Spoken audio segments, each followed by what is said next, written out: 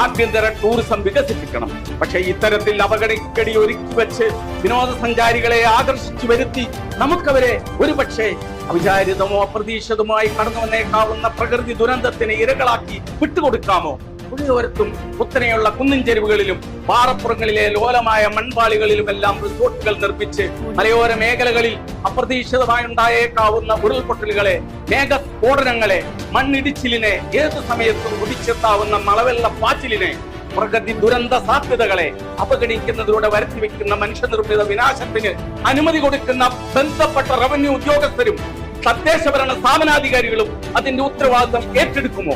നിത്യഹരിത വനഭൂമിയോട് പോലും ചേർന്ന് കിടക്കുന്ന പ്രദേശങ്ങളിൽ JCB-കൾ ദിനേന മാന്തി കുഴിച്ചുകൊണ്ടിരിക്കുന്നത് വനം റവന്യൂ വകുപ്പുകളിലെ പരാന്നഭോജികളായ കാട്ടുകള്ളന്മാർ അല്ലെങ്കിൽ അവർക്ക് കഞ്ഞിവെക്കുന്ന ഉദ്യോഗസ്ഥർ കാണുന്നില്ല, അറിയുന്നില്ല എന്നതാണ് ഭാവം.